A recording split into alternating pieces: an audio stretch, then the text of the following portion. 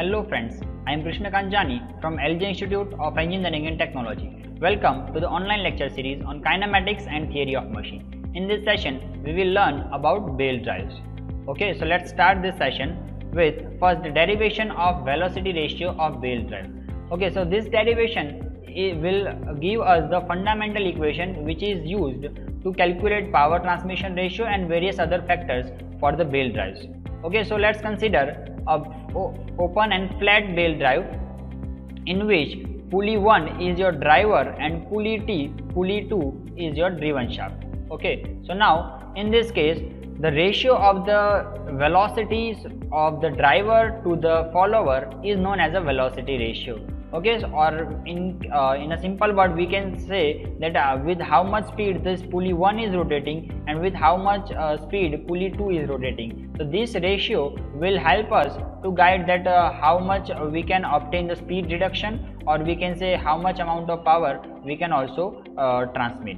Okay, so now over here let's consider first some basic nomenclatures, such as for pulley 1 we are considering d1 as the diameter of pulley 1 and n1 is the speed of pulley 1. Similarly, d2 is the diameter of pulley 2 and n2 is the speed of pulley 2. Okay, so now over here we can say that while we are transmitting power, the amount of belt which is moving from pulley number 1 should be the same which is moving from pulley number 2. Or we can simply say that for one rotation or for a particular of time, if the amount of belt which is in contact with pulley number 1 must be the same for that particular time for that is in contact with pulley number 2, otherwise the whole motion will not occur properly. Okay, so over here let's first calculate that amount or the length of belt that passes over the driver in one particular minute. In particular 1 minute, how much amount of belt is traveling from first particular starting point to the end point, or we can say how much amount of belt is in contact with this driver pulley. Okay, so for that we can consider that the driver pulley having the circumference pi d1, and for the 1 minute time we can say it is rotating n1 rotation, that is n1 is equal to rpm, rotation per 1 minute. So over here for n1 rotation it is making belt length in contact as pi d1, that is circumference pi d1 into its rotation n1. Okay, so that will give you that how much amount of belt is in contact for 1 minute. Similarly, over second side we can say that this circumference is pi d2 and rotation is n2. So for that we can consider that the length of belt that passes in 1 minute from follower is pi d2 into n2. Now this amount must be same, then we can say that this particular belt will reach to that point in the same time, otherwise this drive is not possible. Okay, so now over here we can say pi d1 n1 is equal to pi d2 n2. So in that case we can cancel out this pi term and we can take a ratio, and that is speed of driven to the driver, or we can say n2 by n1, that is equal to d1 by d2. Okay, so this is the basic equation that is known as a velocity ratio of belt drive. Okay, similarly we can derive for compound belt drives also. Okay, so as we have discussed while we are learning the compound belt drive, that with the help of compound belt drive we can achieve higher amount of velocity ratios. Now how it will be? So let's consider a compound belt drive in which n1 and n2 is belt drive number 1. Okay, so this is your drive number 1, that is connecting n1 pulley number 1 and 2, or we can say let's consider drive number A. Now second drive number B, which is connecting pulley 3 and pulley 4, which is forming another belt drive. So that is your second belt drive, and which is connecting pulley 3 and 4. Okay, so now over here as we have derived in first case, that if you want to use the basic equation for simple flat belt drive, so in that case we can say n2 by n1 is equal to d1 by d2. Okay, so over here let's consider a few nomenclatures, d1 and n1 as the specification of diameter and speed for pulley 1. Similarly for D2, D3 and D4, or we can say for pulley number 2, 3 and 4, we can say D2, D3 and D4 as diameter and N2, N3 and N4 as the corresponding their velocities. Okay, so now for drive number 1, we can say that N2 by N1 is equal to D1 by D2. That is for drive number 1, or we can say drive number A, as we have just derived in previous slide. Okay, so now similarly for the second drive, this second belt drive, we can write the equation in such a way that N4 by N3 is equal to D3 by D4. That is your drive number B.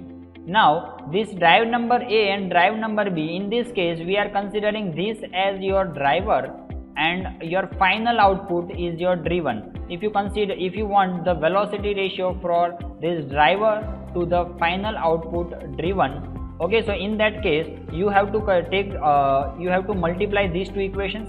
Okay, so by multiplying these two equations, that is N2 by N1 into N4 by N3 is equal to D1 by D2 into D3 by D4. Now as this pulley 2 and pulley 3 both are mounted on a one shaft, that is your intermediate shaft, which is known as a compound shaft.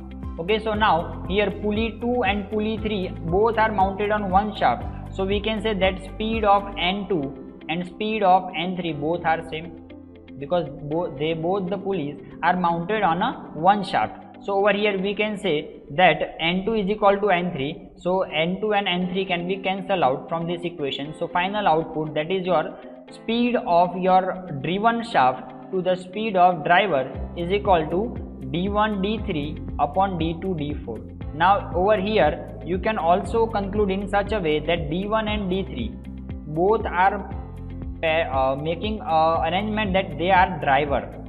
Okay, so over here in this arrangement, if you consider for this belt drive A, so for in that case 1 is your driver and 2 is driven, and for belt drive number 2, that is B, 3 is your driver shaft and 4 is your driven shaft.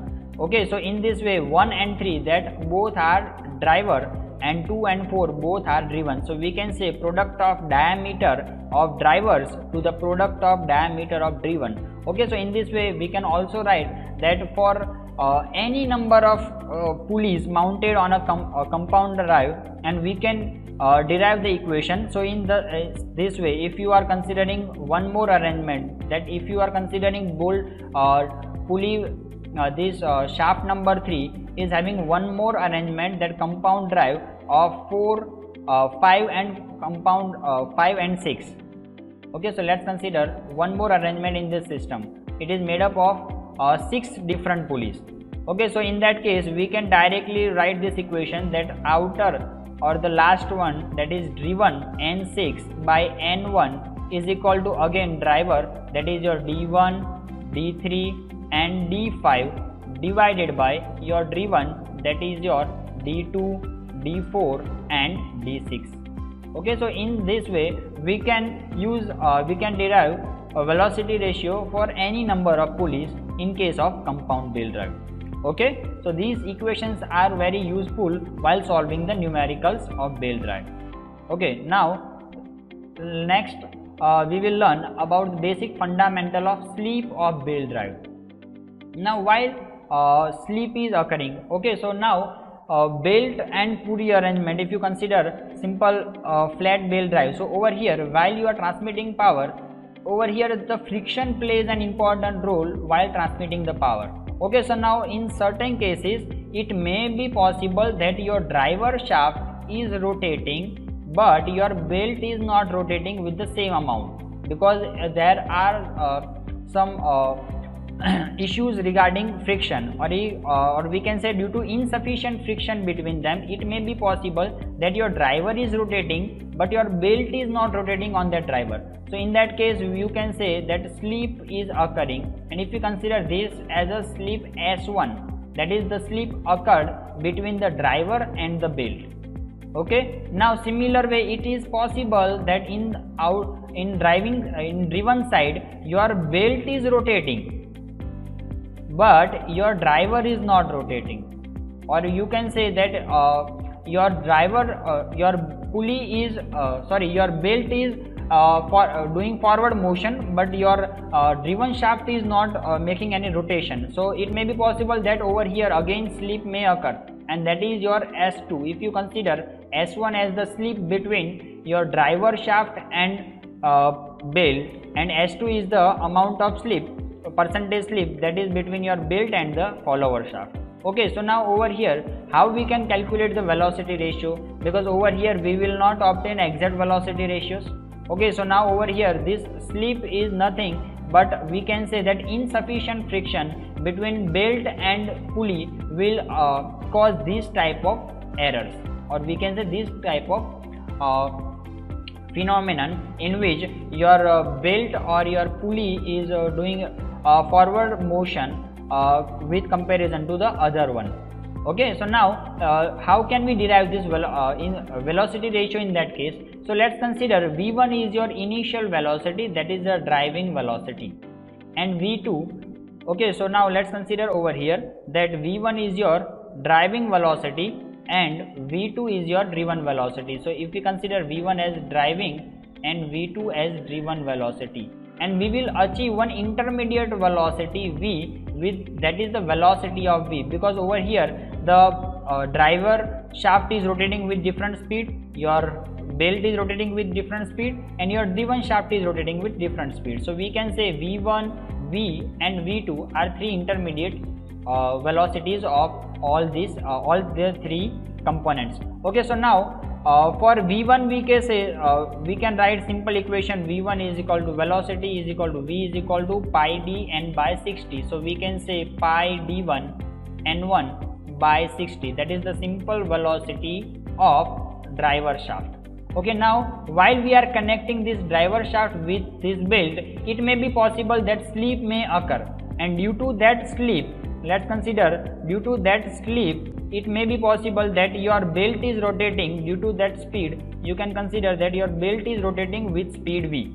Okay, so in that case this velocity of your belt is, we can say that the velocity of your driver shaft minus velocity of your driver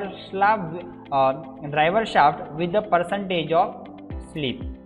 Okay, or we can say simply your belt is not rotating with the same speed of your driver shaft, that is V1, but it is reduced with S1 percentage. Okay, so in this way we can consider that your velocity of your belt is V, which is can be termed as a V1 minus V1 into S1, and if we put the value of V1 as pi d1 into n1 by 60, so similarly over here pi d1 n1 by 60 into S1 by 100. Okay, so now we can take this term in common, or we can say that your V1 is equal to V1 into bracket 1 minus S1 by 100, that is the velocity of your belt drive. Okay, now in similar way your follower is again producing slip of S2. Okay, so in that case you can say that the velocity of your belt passing to your follower. Okay, so the amount of velocity that is your output follower, that is your V2, will be your velocity of belt V minus amount of slip, that is your S2 percentage. Okay, because over here your final output V2 is combination is made up with the velocity, it will be reduced with S2 percentage in comparison with your belt. Okay, so over here you can say V2 is equal to V minus V into S2. So over here your V is velocity of belt, and which you have obtained, that is V1 minus, over here you can say V1 minus 1 minus S1 by 100, that is the ratio of slip. Okay, so over here the velocity of your follower is obtained with this equation. Okay, so now in this equation if we put the value of V, that is equal to pi d1 n1 by 60, then we can say that pi d1 n1 by 60 into your 1 minus S1 by 100 into your second bracket, that is 1 minus S2 by 100. Okay, so over here you can cancel out this term pi by 60 from both the side. Okay, and now your driven is N2, so N2 by N1 can be obtained by putting this d2 in denominator side. So putting d2 in denominator side, d1 by d2 is your velocity ratio speed. Now over here 1 minus s1 by 100 into 1 minus s2 by 100. Now if you open this bracket, then you can say a minus b and c minus d. So you can say ab into, so in this way multiplication will give you these four terms: 1 minus s1 by 100 minus s2 by 100 minus plus of s1 into s2 by 100. But this s1 and s2 are the percentage slip and they are very in negligible amount. So the multiplication of this speed will give you the smaller amount compared to your s1 and s2 individual also. Okay, so we have to neglect this term, is s1 into s2 will make the answer in somewhat like, we can say, if we consider 5% sleep for driving build, so we can say 0.05, that is your sleep of s1, and similarly sleep of driven shaft is 0.02, that is 2% sleep. So if you multiply these two terms, then your answer will be negligible. That's why we have to neglect this term. So now simplifying this equation, now over here we can we can take this minus sign in common terms. So over here your d1 by d2 into taking minus sign in common, s1 plus s2. So if we consider s1 plus s2 is equal to s, that is your total amount of slip at driver and driven. So in that case we can derive the simple equation that your velocity ratio now will become n2 by n1 is equal to d1 by d2 into 1 minus s by 100. Okay, so in this way we can derive the equation for sleep of belt drives in case of belt drive. Okay, thank you.